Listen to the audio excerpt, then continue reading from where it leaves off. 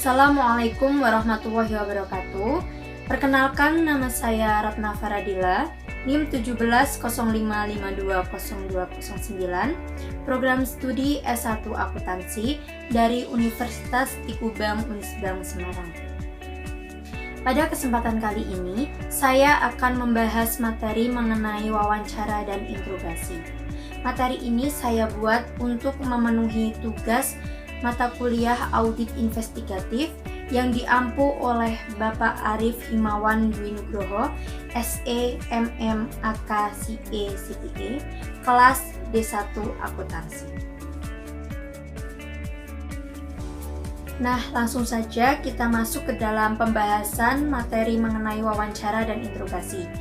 Di sini saya akan menjelaskan mengenai komponen-komponen yang terdapat dalam wawancara dan interogasi. Nah, komponen apa saja yang akan saya bahas? Yang pertama pada komponen-komponen wawancara. Yang pertama yaitu pengertian wawancara. Nah, kita sebelum membahas mengenai materi wawancara dan interogasi lebih lanjut, alangkah lebih baiknya kita mengetahui apa sih pengertian dari wawancara itu. Dan yang kedua yaitu komponen yang akan saya bahas itu tujuan wawancara. Yang ketiga yaitu ciri-ciri wawancara.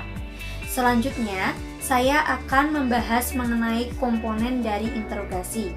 Sama halnya dengan komponen yang ada pada wawancara, saya akan membahas mengenai pengertian interogasi, tujuan interogasi, dan ciri-ciri interogasi. Selanjutnya, saya akan membahas perbedaan antara wawancara dan interogasi. Karena pada umumnya wawancara dan interogasi itu disamakan, padahal antara wawancara dan interogasi itu berbeda. Meskipun mereka sebenarnya saling berhubungan, tapi antara wawancara dan interogasi itu berbeda. Nah, selanjutnya kita akan membahas mengenai komponen-komponen pada wawancara. Langsung saja kita masuk ke dalam pembahasan yang pertama, yaitu mengenai pengertian wawancara. Di sini saya mengambil dari beberapa pengertian wawancara menurut para ahli. Saya mengambil dua pengertian. Yang pertama yaitu menurut Lexi Meleong, wawancara adalah percakapan dengan maksud-maksud tertentu. Pada metode penelitian ini, dan responden berhadapan langsung atau face-to-face untuk mendapatkan informasi secara lisan dengan tujuan mendapatkan data yang dapat menjelaskan permasalahan penelitian. Dan yang kedua, yaitu menurut Zainal Arifin tahun 2010. Wawancara dibagi menjadi dua, yaitu wawancara langsung dan wawancara tidak langsung. Wawancara langsung adalah wawancara yang dilakukan secara langsung antara pewawancara atau guru dengan orang yang diwawancarai atau peserta didik tanpa melalui perantara. Sedangkan wawancara tidak langsung artinya pewawancara atau guru menanyakan sesuatu kepada peserta didik melalui perantara orang lain atau media.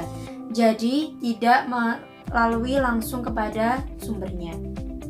Secara umum dapat kita simpulkan bahwa wawancara merupakan percakapan antara dua orang atau lebih dan berlangsung antara narasumber dan pewawancara dengan cara tanya jawab yang dilakukan pewawancara untuk mendapatkan informasi dari narasumber. Nah, di sini pewawancara melakukan berbagai wawancara, melakukan tanya jawab kepada narasumber untuk mendapatkan informasi yang diinginkan. Dalam audit investigatif, wawancara merupakan sesuatu yang sering dilakukan oleh auditor dalam menjalankan tugas audit dan merupakan salah satu teknik dalam pengumpulan keterangan, memahami objek pemeriksaan, menguji keterangan yang telah didapatkan sebelumnya, melengkapi keterangan yang lain, dan tujuan-tujuan lain dari wawancara tersebut. Secara umum, semua auditor harus menguasai teknik wawancara. Namun, Demikian masing-masing orang memiliki sifat, gaya, dan karakter pribadi yang berbeda-beda, baik dari auditor itu sendiri maupun dari pihak yang diwawancarai. Hal ini akan mempengaruhi teknik dan metode wawancara yang dilakukan. Dalam hal waktu pelaksanaan wawancara, dapat dilakukan di awal ataupun pada saat pelaksanaan audit ataupun pada akhir. Ini tergantung pada kondisi dan situasi serta tujuan dilakukannya wawancara. Demikian halnya dengan tempat pelaksanaan wawancara. Auditor akan menentukan tempat dilakukannya wawancara dengan mempertimbangkan beberapa hal yang berkaitan dengan materi wawancara dan kondisi di lapangan.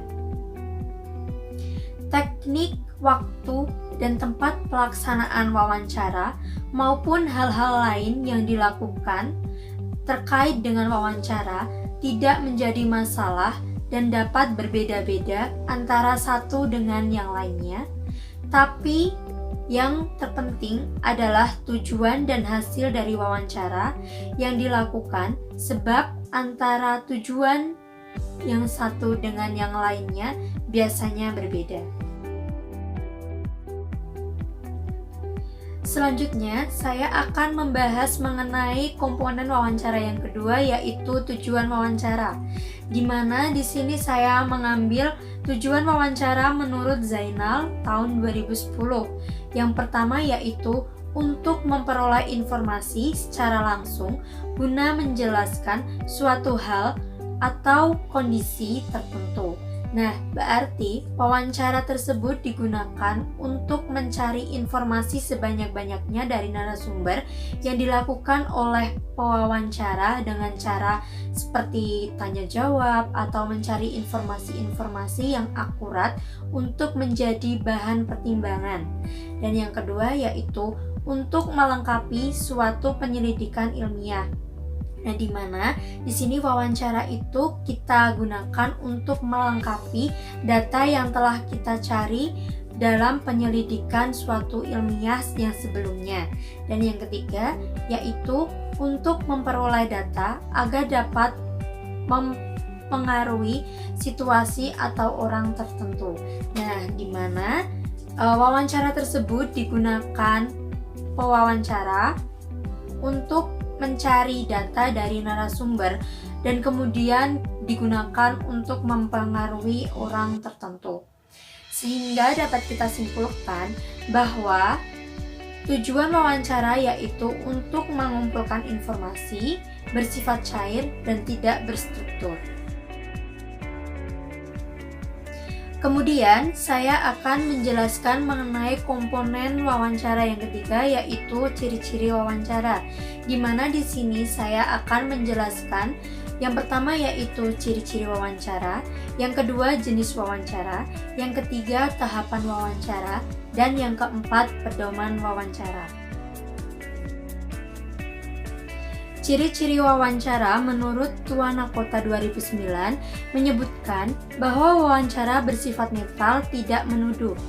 An interview is non-accusatory. Ini berbeda utama antara wawancara dengan interogasi. Sekalipun investigator mempunyai alasan untuk percaya bahwa yang bersangkutan terlibat dalam kejahatan atau ia telah melakukan kebohongan, substansi dan caranya yang bersifat non-accusatory ketika melakukan wawancara. Nah, dari ciri-ciri wawancara tersebut dapat kita simpulkan bahwa wawancara tidak boleh bersifat menuduh dan harus bersifat netral. Dan di mana saat melakukan wawancara itu bersifat netral, di mana pewawancara tidak memihak antara satu dengan yang lainnya dan tidak bersifat menuduh. Karena telah kita ketahui bahwa wawancara itu untuk mencari informasi sebanyak-banyaknya dan untuk mencari informasi yang akurat. Selanjutnya yaitu jenis-jenis wawancara, di mana di sini saya akan membahas dua jenis wawancara. Yang pertama yaitu wawancara berstruktur Dan yang kedua yaitu wawancara tidak berstruktur. Yang pertama yaitu wawancara berstruktur atau wawancara terpimpin atau sering dikenal dengan wawancara sistematis. Bentuk wawancara berstruktur yaitu pertanyaan-pertanyaan yang menuntut jawaban agar sesuai dengan apa yang terkandung dalam pertanyaan tersebut. Pertanyaan-pertanyaan yang diajukan oleh pewawancara telah dirancang secara rinci dan jelas dan akan dijadikan pedoman saat wawancara, di mana narasumber dituntut untuk menjawab sesuai dengan apa yang diinginkan oleh pewawancara. Yang kedua yaitu wawancara tidak berstruktur. Wawancara tidak berstruktur atau wawancara tidak terpimpin atau dikenal dengan istilah wawancara sederhana, yaitu bentuk pertanyaan tidak berstruktur, itu pertanyaan yang bersifat terbuka. Jadi, narasumber bebas untuk melakukan jawabannya tanpa harus terkekang oleh pewawancara. Selanjutnya, saya akan membahas mengenai tahapan-tahapan wawancara. Yang pertama yaitu ada tahapan persiapan wawancara, dan yang kedua yaitu tahapan pelaksanaan wawancara. Langsung saja kita akan membahas mengenai tahapan yang pertama yaitu tahapan persiapan wawancara. Apa saja tahapan yang harus kita lakukan sebelum kita melakukan wawancara? Yang pertama yaitu kita harus menentukan maksud atau tujuan wawancara. Nah, di mana kita harus benar-benar menentukan topik apa yang akan kita ajukan saat wawancara kita berlangsung. Yang kedua yaitu menentukan informasi yang akan dikumpulkan atau didata. Sebelum kita melakukan wawancara, sebaiknya kita menentukan informasi apa yang akan kita bahas, yang akan nantinya kita menjadi bahan untuk melakukan wawancara. Yang ketiga yaitu memilih instansi atau orang-orang yang akan dijadikan narasumber. Kita tentunya akan memilih orang-orang atau instansi yang akan dijadikan narasumber untuk kita mendapatkan data yang akurat dan yang kita percaya. Yang keempat yaitu kita menghubungi narasumber sebelum wawancara akan dilakukan. Yang kelima yaitu menyusun daftar pertanyaan yang akan digunakan dalam melaksanakan wawancara. Sebelum kita melakukan wawancara, alangkah lebih baiknya kita melakukan menyusun pertanyaan-pertanyaan apa saja yang akan kita ajukan kepada narasumber agar pertanyaan dan jawaban itu sinkron dan sesuai dengan apa yang kita harapkan. Yang kedua yaitu tahapan pelaksanaan wawancara, di mana pada tahapan pelaksanaan wawancara terdapat 3 tahap, yaitu yang pertama tahap pembukaan, yang kedua tahap inti, dan yang ketiga tahap penutup. Nah, apa saja yang terdapat pada tahap-tahap tersebut? Nah, yang pertama yaitu tahap pembukaan. Pada tahap pembukaan, yang pertama yang harus dilakukan adalah pewawancara memperkenalkan diri. Sebelum melakukan wawancara, alangkah lebih baiknya pewawancara melakukan perkenalan diri terhadap narasumber agar nanti saat terlaksananya wawancara itu dapat berjalan dengan baik. Yang kedua yaitu pewawancara mematuhi tata tertib. Nah, tata tertib yang dimaksud di sini yaitu pewawancara harus berpakaian rapi, sopan, dan berperilaku baik dan sopan agar tidak menyinggung narasumber. Dan yang ketiga yaitu pewawancara harus mampu memahami karakter pihak yang diwawancarai secara sekilas. Sebagai pewawancara harus mengetahui karakter yang narasumber itu sendiri, itu bagaimana karakter dari narasumber, itu secara sekilas saja. Yang kedua yaitu tahapan inti. Yang pertama yaitu ajukan pertanyaan secara sistematis dan fokus pada materi. Sebagai pewawancara harus mengajukan pertanyaan-pertanyaan secara singkat yang harus terfokus pada materi yang dituju. Yang kedua yaitu selama proses wawancara berlangsung, pewawancara hendaknya sebagai pihak yang netral. Nah, karena Di sini tadi telah dijelaskan pada ciri-ciri wawancara itu bersifat netral dan tidak menuduh. Nah, pewawancara seharusnya itu harus bersifat netral, tidak memihak antara pihak satu dengan pihak lainnya. Yang ketiga yaitu pewawancara harus memperhatikan dan mencatat hal yang penting. Saat pelaksanaan wawancara dilakukan, pewawancara harus memperhatikan dengan seksama dan mencatat apa saja hal-hal yang harus dicatat nantinya yang menurutnya itu penting yang akan dijadikan bahan. Dan yang ketiga yaitu tahap penutup terakhir. Itu apa saja? Yang pertama yaitu akhiri kegiatan wawancara dengan kesan yang baik. Nah, sebelum wawancara diakhiri, alangkah lebih baiknya pewawancara mengucapkan terima kasih dan melakukan wawancara tersebut dengan baik agar tidak menyinggung narasumber. Yang kedua, bukti wawancara harus asli dan tidak dimanipulasi. Nah, sebagai pewawancara, dia harus mencatat bukti-bukti yang akurat dan yang sebenarnya tidak boleh dimanipulasi. Yang ketiga yaitu dokumentasi harus disimpan di tempat yang aman.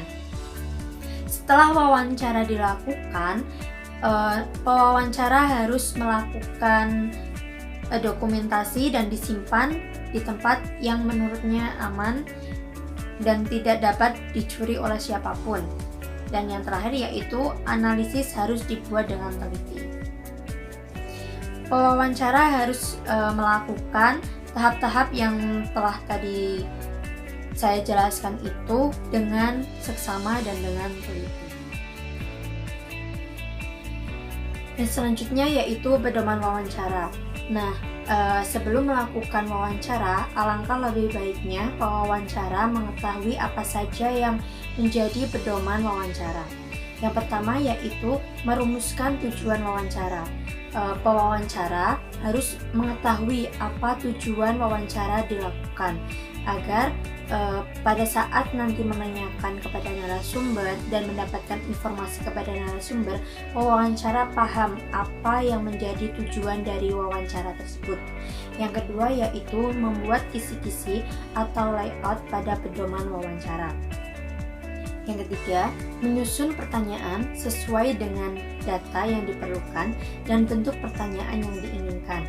Nah, sebagai pewawancara, alangkah lebih baiknya sebelum melakukan pewawancara harus menyiapkan pertanyaan-pertanyaan yang akan diajukan oleh narasumber agar nantinya pertanyaan yang diajukan itu sesuai dengan apa yang nanti didapatkan oleh narasumber dan informasi yang didapatkan itu sesuai dengan apa yang diinginkan oleh pewawancara. Yang keempat yaitu melakukan uji coba untuk melihat kelemahan-kelemahan pertanyaan yang disusun agar dapat diperbaiki lagi. Nah, sebelum melakukan wawancara, pewawancara harus membuat pertanyaan dan diuji cobakan apakah pertanyaan tersebut ada kendala atau kelemahan-kelemahan sehingga sebelum melakukan wawancara, pertanyaan tersebut bisa diperbaiki terlebih dahulu. Yang kelima yaitu melaksanakan wawancara dalam situasi yang sebenarnya. Nah, wawancara ini harus dilakukan pada situasi dan keadaan yang seharusnya dan sebenarnya terjadi. Tidak boleh direkayasa ataupun dimanipulasi. Dan yang terakhir yaitu hasil wawancara harus dilaporkan sesuai dengan apa yang terjadi dan tidak boleh direkayasa. Setelah wawancara dilakukan, pewawancara harus mencatat hal-hal penting yang didapatkan dari narasumber, mencatat informasi-informasi apa saja yang didapatkan dari narasumber melalui pertanyaan-pertanyaan yang telah diajukan oleh pewawancara. Kemudian pewawancara tersebut harus mendokumentasikan dan melaporkan apa hasil yang telah diwawancara itu, dan hasil itu tidak boleh direkayasa, harus dibuat dengan sedemikian rupa dan jujur dan teliti. Tentunya pada saat pelaksanaan wawancara ada kelebihan dan kekurangan dari wawancara, baik itu dari pewawancara, materi, maupun dari narasumber. Nah, apa saja kelebihan dan kelemahan dari wawancara? Yang pertama yaitu kelebihan wawancara. Dapat berkomunikasi secara langsung kepada narasumber. Dengan adanya wawancara, pewawancara dapat langsung mendapatkan informasi yang diinginkan dari narasumber. Jadi tidak perlu ada perantara, langsung narasumber dari informasi itu kita dapatkan dari narasumber. Yang kedua yaitu dapat memperbaiki proses wawancara.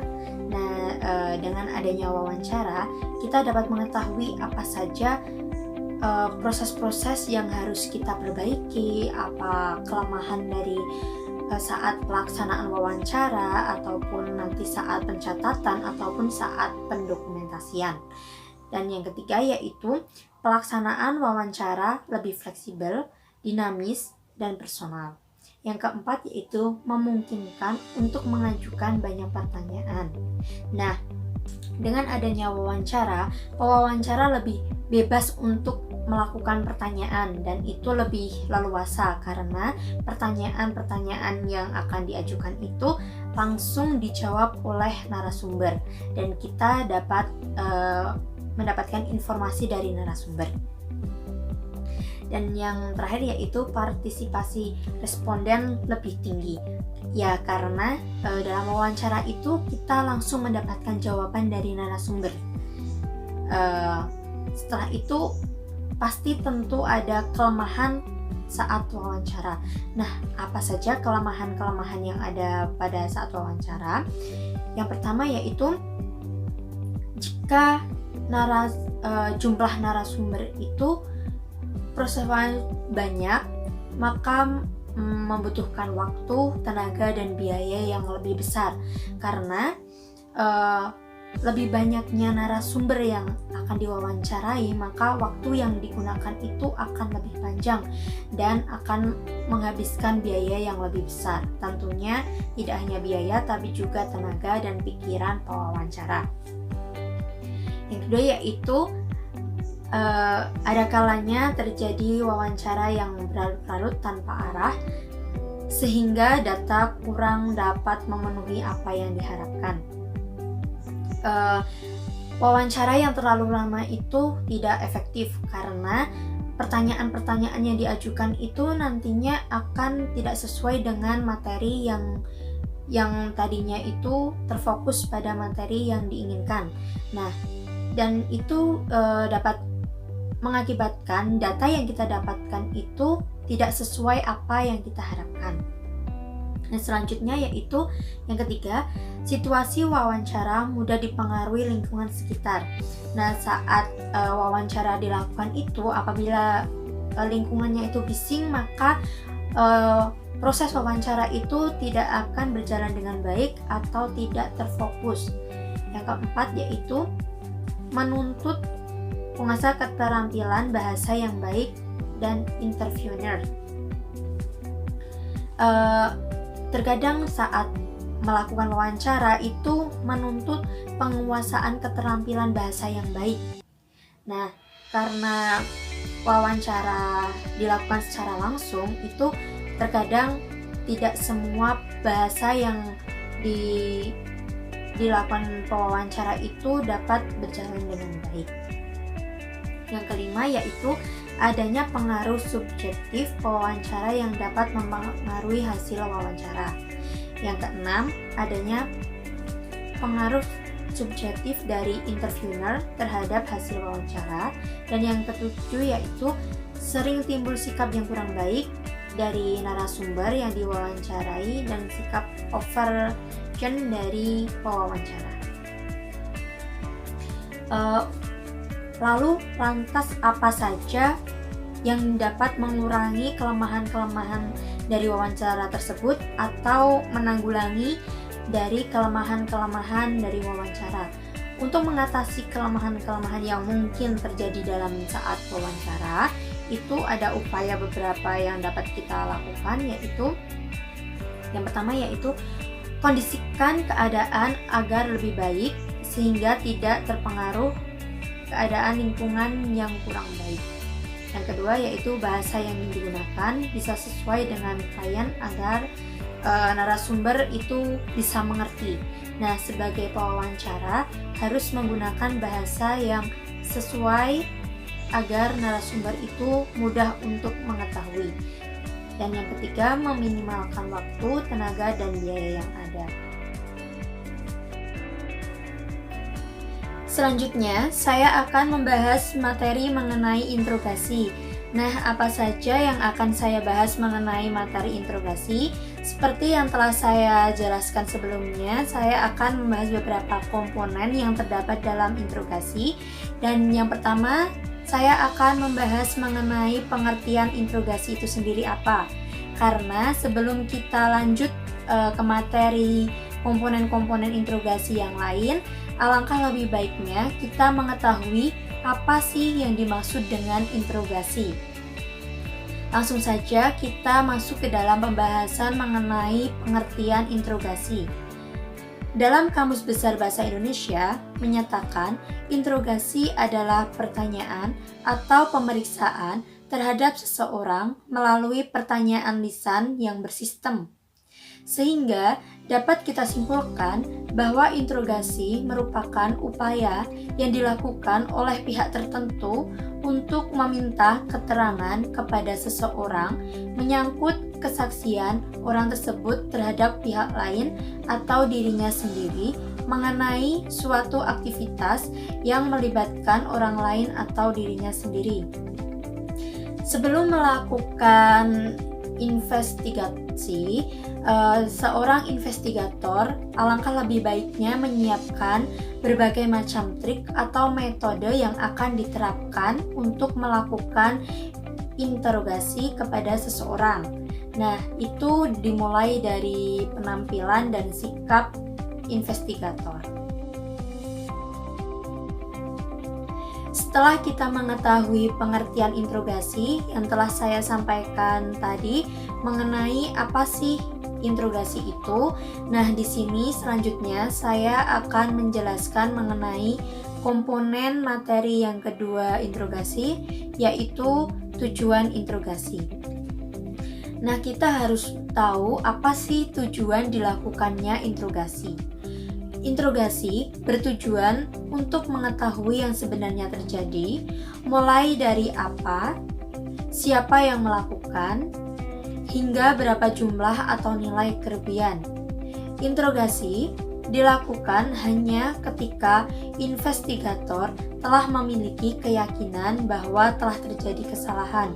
Nah, sehingga dapat kita simpulkan bahwa interogasi itu dilakukan untuk mencari suatu kebenaran. Tetapi interogasi hanya dapat dilakukan setelah investigator itu benar-benar yakin dan percaya bahwa telah terjadi kesalahan, sehingga interogasi dapat dilakukan. Apabila investigator tidak menemukan atau tidak yakin bahwa adanya kesalahan atau kebohongan, maka interogasi tidak dapat dilakukan. Karena telah saya sampaikan tadi, interogasi itu untuk mencari kebenaran. Selanjutnya, setelah tadi saya membahas mengenai komponen yang kedua materi interogasi, yaitu tujuan interogasi, selanjutnya saya akan membahas komponen yang ketiga, yaitu ciri-ciri interogasi. Nah, di sini menurut Tuana Kota 2007 menyatakan bahwa interogasi bersifat menuduh. Seseorang yang bersalah tidak akan memberi keterangan yang bertentangan dengan kepentingan pribadinya secara sukarela, kecuali apabila ia yakin bahwa investigator juga mempunyai keyakinan tentang kesalahannya. Nah, dapat kita simpulkan bahwa di sini ciri-ciri dari investigasi yaitu yang pertama bersifat menuduh, yaitu seseorang yang bersalah tidak akan memberikan keterangan yang bertentangan dengan kepentingan pribadinya secara sukarela, kecuali ia yakin bahwa investigator juga mempunyai keyakinan tentang kesalahannya. Investigasi dilakukan dengan persuasi yang aktif. Interogasi dilakukan karena investigator telah percaya bahwa dalam wawancara sebelumnya seseorang itu telah melakukan kebohongan. Ciri-ciri yang kedua yaitu taktik membuat pernyataan bukan pertanyaan. Jika interogasi dilakukan dengan cara terus melakukan pertanyaan, sangat tidak mungkin investigator akan mendapatkan keterangan yang berisi kebenaran. Untuk membujuknya menceritakan yang sesungguhnya, investigator menggunakan taktik membuat pertanyaan dan bukan mengajukan pertanyaan. Taktik ini mendominasi seluruh interogasi. Sebelum seseorang mengakui bersalah, pertama ia harus bersedia mendengarkan pertanyaan-pertanyaan yang diajukan oleh investigator. Ketiga yaitu tujuan untuk mengetahui yang sebenarnya, apa sebenarnya yang terjadi, siapa yang melakukan, dan berapa jumlah atau nilai fraud. Tujuan interogasi adalah mengakui yang sebenarnya, artinya apa yang sebenarnya terjadi, siapa yang sebenarnya melakukan kesalahan itu, dan berapa nilai fraud sebenarnya, dan yang lain sebagainya.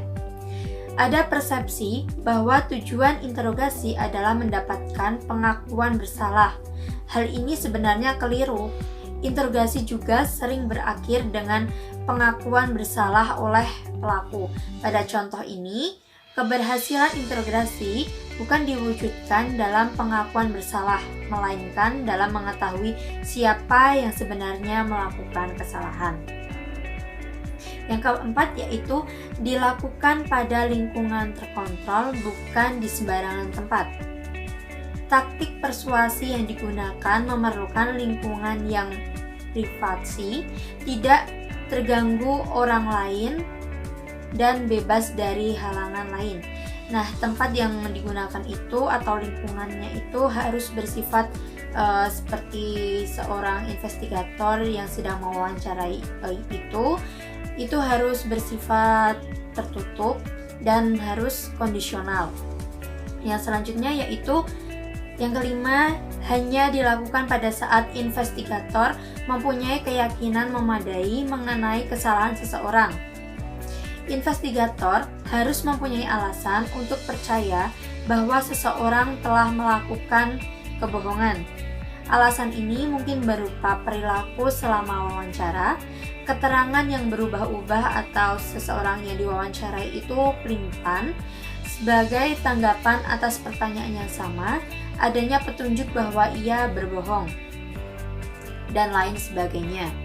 Interogasi tidak boleh digunakan sebagai alat utama untuk menilai jujur atau tidaknya seseorang. Penilaian ini seharusnya dapat dicapai dalam wawancara yang bersifat tidak menuduh.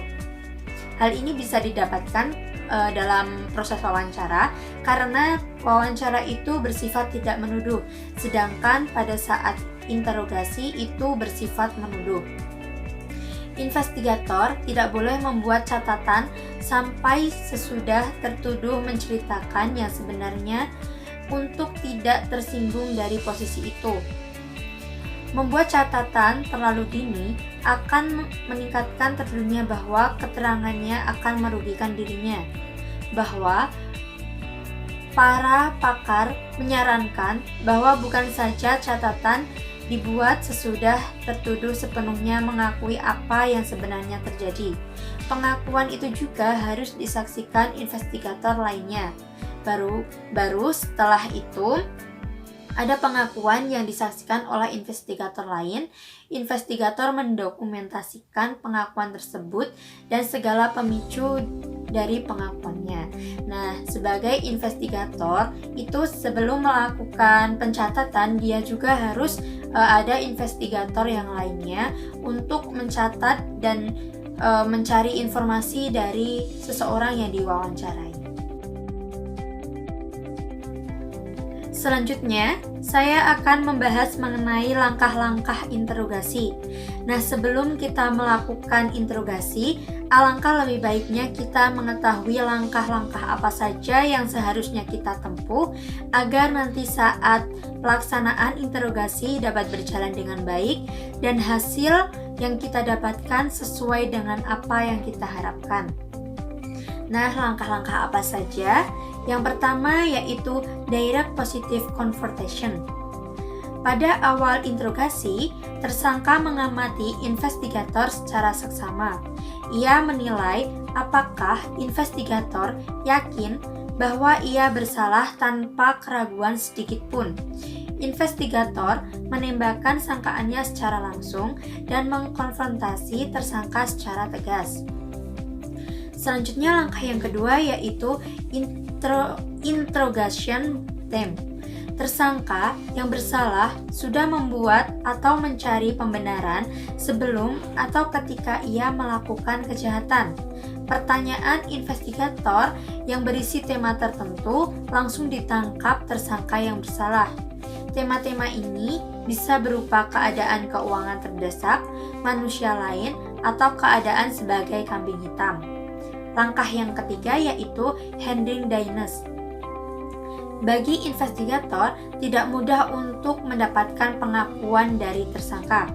Tersangka yang bersalah dan tidak bersalah akan memberikan penyangkalan karena dia tidak mau kebohongannya itu terungkap.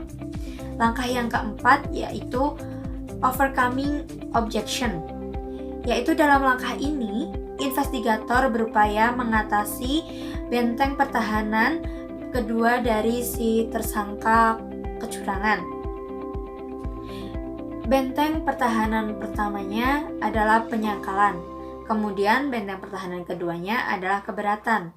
Tersangka yang melihat kesia-siaan dalam upayanya menyangkal akan mengubah taktiknya dengan mengajukan keberatan, di mana saat tersangka telah mulai tersudut atas kebohongannya, dia akan mengajukan keberatan. Langkah yang selanjutnya, langkah kelima, yaitu keeping the suspect attention. Tersangka sudah kehilangan percaya diri untuk terus mengemukakan ketidakbersalahannya, di mana ia sudah sampai di suatu titik di mana membiarkan investigator berbicara apapun, ia berdiam diri dan investigator menjadi pembicara tunggal. Nah, dapat kita simpulkan di mana di sini pelaku sudah tidak ada cara lagi untuk mengelak kebohongannya dan dia hanya bisa pasrah kepada investigator. Langkah yang keenam yaitu handling the suspect passive mode. Pada tahap ini, tersangka menyadari bahwa kebohongannya tidak menghasilkan keinginannya tadi. Ia menunjukkan sifat kalah, bahu menurun, kaki lemas, mata berkaca-kaca. Mentalnya berada pada titik terendah. Perubahan ini mengisyaratkan adanya pergolakan di dalam batin tersangka untuk menceritakan kebenaran. Nah, langkah ini dapat membuat tersangka itu sudah merasa tidak ada lagi yang dia dapat tutupi dari kebohongannya. Ia merasa bahwa ia harus mengatakan yang sebenarnya. Langkah yang ketiga yaitu presenting the alternative question. Merupakan puncak dari pengembangan tema interogasi. Investigator mempersempit temanya ke unsur utamanya dan memasuki pertanyaan alternatif. Ketika memilih suatu alternatif, tersangka sesungguhnya telah mengakui bersalah. Langkah yang kedelapan yaitu bringing the suspect into the confrontation. Dalam langkah ini, tersangka diarahkan untuk menceritakan perincian dari perbuatannya yang pada akhirnya akan dirumuskan menjadi pengakuan yang bisa diterima sebagai bukti hukum. Dan langkah yang terakhir yaitu langkah ke-9, the written confession. Ini pada puncaknya tersangka memberikan pengakuan secara tertulis. Nah, di mana di sini tersangka itu telah mengakui kesalahannya dan kesalahannya itu diakui secara tertulis oleh si tersangka. Setelah tadi saya membahas materi mengenai wawancara dan interogasi, di mana tadi saya telah membahas komponen-komponen yang ada pada wawancara dan interogasi, selanjutnya saya akan membahas mengenai perbedaan antara wawancara dan interogasi. Namun, sebelum itu, saya akan membahas sedikit mengenai keterkaitan antara wawancara dan interogasi. Apakah wawancara dan interogasi itu saling keterkaitan atau tidak? Nah, di sini saya akan membahas mengenai keterkaitan antara keduanya. Langsung saja, wawancara dan interogasi adalah bagian yang tidak terpisahkan dalam sebuah investigasi fraud. Seperti umumnya pelaksanaan investigasi, salah satu tantangan terberat dari wawancara dan interogasi adalah pada waktu. Seorang investigator yang baik harus mampu membuat jadwal dan urutan wawancara yang benar sebelum wawancara dilakukan, terutama untuk kes-kes yang melibatkan karyawan atau nasabah atau pihak ketiga terkait dalam jumlah yang banyak. Informasi harus sebanyak-banyaknya dikumpulkan, karena informasi merupakan nafas dan darahnya audit investigatif. Informasi tersebut diperoleh melalui pengumpulan bukti-bukti seperti pemeriksaan fisik, dokumen, konfirmasi, prosedur analitis, penghitungan ulang, observasi, maupun tanya jawab. Semua bukti-bukti tersebut biasanya dikumpulkan terlebih dahulu sebelum dilakukannya wawancara. Karena jika bukti-bukti tersebut belum terkumpul, belum lengkap, auditor investigatif belum mempunyai bekal mengenai fakta atau informasi yang banyak mengenai permasalahan atau kasus tersebut sehingga sulit untuk dilanjutkan dengan wawancara. Setelah auditor investigatif mengetahui banyak fakta dan informasi melalui bukti-bukti yang didapat, maka tahap berikutnya adalah wawancara dalam rangka meyakinkan bukti-bukti yang telah diperoleh itu benar-benar bukti yang kompeten dan bisa digunakan sebagai dasar penyusunan laporan hasil audit investigasi atau LHAI. Untuk memperdalam hasil wawancara biasanya diajukan dengan interogasi. Nah, keterkaitan ini dapat kita simpulkan bahwa wawancara dan interogasi itu sebenarnya mempunyai keterkaitan, di mana setelah dilakukan wawancara, kita melakukan interogasi untuk mendapatkan hasil yang terbaik. Namun, sebenarnya mereka juga berbeda, walaupun di mana kebanyakan orang menganggap bahwa wawancara dan interogasi itu sama. Namun keduanya itu sebenarnya berbeda, memiliki perbedaan. Namun juga seperti yang telah saya jelaskan tadi, antara wawancara dan interogasi itu memiliki keterkaitan yang dekat. Nah, selanjutnya saya akan membahas mengenai perbedaan-perbedaan apa saja pada wawancara dan interogasi. Nah, perbedaan yang mendasar pada wawancara dan interogasi yaitu yang pertama, pada wawancara dilakukan dalam suasana yang ramah dan tidak mengancam. Ini sangat berbeda dengan interogasi. Interogasi dilakukan dalam situasi di mana interrogator terlihat seperti agresor dan tersangka korban, di mana itu seperti mengancam. Karena pada dasarnya wawancara itu dilakukan tidak mengancam, tidak mendesak, berlainan dengan interogasi. Nah, perbedaan yang selanjutnya yaitu apa yang keluar dari wawancara adalah informasi yang benar.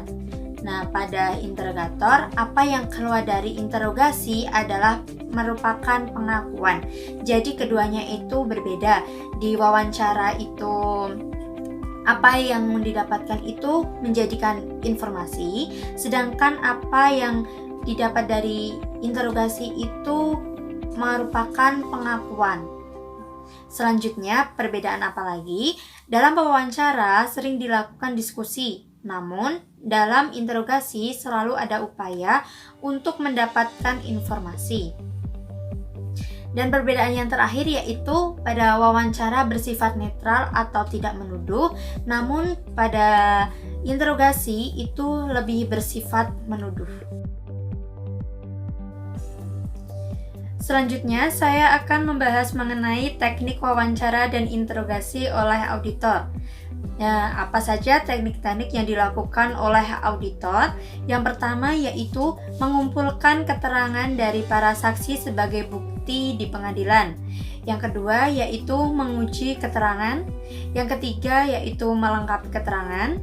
Dan yang keempat itu melakukan pendokumentasian yang berisi wawancara yang terkait dengan kertas kerja yang akan dijadikan modal auditor yang didokumentasikan dalam bentuk tulisan, media elektronik, atau media yang lain yang digunakan dalam kaitan dengan pembuktian bahwa wawancara telah benar-benar dilakukan.